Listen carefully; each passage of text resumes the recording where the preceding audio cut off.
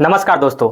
मेरे बैकग्राउंड में एक वीडियो चल रहा है जिसमें एक स्कूल की बैकग्राउंड है और यहाँ पे देख सकते हैं कि ये वो बिहार का एक अजूबा स्कूल है जिसके बारे में मैं आप लोगों के बीच कुछ जिक्र करना चाहता हूँ। आपके पैर तले जमीन खिसक जाएगी।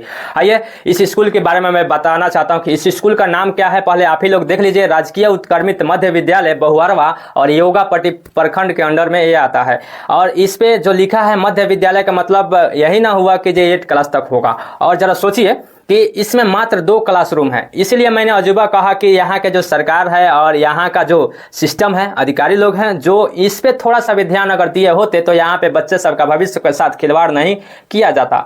क्यों मैं इसलिए बोल रहा हूँ कि जरा सोचिए कि 2 क्लासरूम में 8 क्लास तक के बच्चे को कैसे बैठाया जाता होगा, कैसे पढ़ते होंगे। आप ही जरा सोचिए, क्योंकि यहाँ पे किसी सरकारी टीचर का लड़का नहीं जाता है, किसी अधिकारी का लड़का नहीं जाता है पढ़ने के लिए। शायद से इसलिए इन लोगों के कान में चूं तक नहीं जाती। हो सकता है कि ये लोग ध्यान नहीं दे पाते हैं। ये रीजन भी है कि इन लोग के घर का कोई, क्योंकि 19 अक्टूबर 2013 को मोहम्मद गाजी मियाँ की अपराधियों ने हत्या कर देते हैं गोली मार करके। उसके बाद से इस स्कूल पर किसी का शायद से हमें ध्यान नहीं गया, ऐसा हमें लगता है। अगर ध्यान गया होता तो शायद से उनके मरने के 11 साल लगभग हो चुके हैं। उसके बाद से ये 2024 चला, उसके बाद भी यहाँ पे उस ढंग का व्यवस्था नहीं किया गया। वहाँ के बच्चे के लिए, उस गाँव के बच्चे उस जो भी जाते हैं उस स्कूल में पढ़ने के लिए, उन लोग का ध्यान नहीं दिया गया। जरा सोचिए कि मोहम्मद गाजी मियाँ कैसे थे कि उन्होंने अपने कार्यकाल में ये प्रयास किया कि मुझे एक स्कूल चाहिए, बेहतरीन ढंग से कराने की प्रयास किया था। लेकिन कुछ वहाँ के लालची लोग भी हैं और कुछ अधिकारी लोग जो है यहाँ का, जो जिसके अंडर में वो आता है, चाहे बीओ साहब हो या फिर से आपका जिला शिक्षा पदाधिकारी हो, कोई ना कोई हो, अगर उस चीज का ध्यान अगर नहीं दे पाते, केवल सैलरी लेने के लिए वहाँ लेते हैं लोग।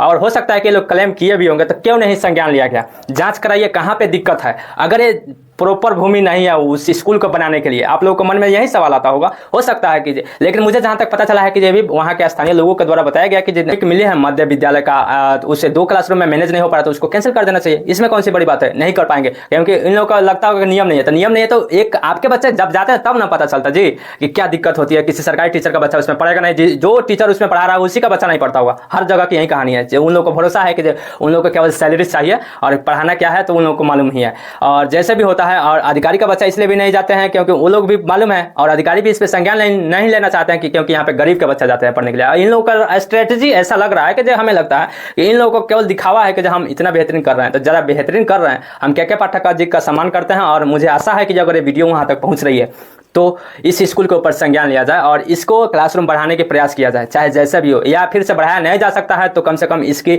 जो मान्यता है उसको कैंसिल किया जाए। क्योंकि 2 क्लासरूम में 8 क्लास तक अगर 30-30 बच्चा एक क्लासरूम में होंगे तो कम से कम जरा सोच लीजिए कि कम से कम नहीं हुआ तो 240 बच्चे होंगे। हो सकता है कुछ से ज़्यादा भी बच्चे हो जाए क्योंकि क्लासरूम में हमने ऑन एन एवरेज लिया था 30 का।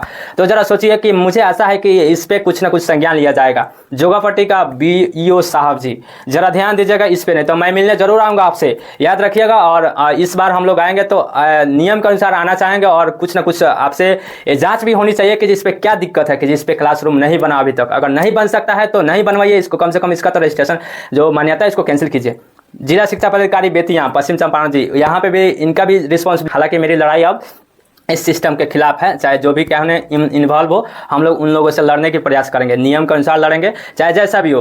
बहुत ऐसा लोगों का कहना था कि जब हम अकेले हैं तो अब हम लोग बहुत ऐसे लोग, कुछ जनप्रतिनिधि भी हमारे साथ जुड़ रहे हैं। लोग धीरे धीरे हमारी टीम ऐसे क्रिएट हो रही है कि हम लोग कुछ बदलाव करें। जहाँ पे भी कोई समस्या है उन लोगों के क्षेत्र में जाए लोग और कुछ बेहतरीन करने के प्रयास किया जाए। आइए मिल करके हम लोग कुछ बेहतरीन करने के प्रयास करेंगे, चाहे जिस भी ढंग से हो। खास करके उस सिस्टम में हम लोग बदलाव करने के चाहेंगे जहाँ पे गरीब बच्चे के लोगों का बच्चे जो है उन लोग वहाँ पे पढ़ने जाते हैं, या कोई भी ऐसी समस्या होती है जहाँ पे आम गरीब लोगों के कोई नहीं सुनने की प्रयास करता, उन लोग सुनाने के प्रयास किया जाएगा। डीएम साहब अगर आप तक ये भी वीडियो पहुँच रही है तो आपसे रिक्वेस्ट है कि इस पे जांच करें।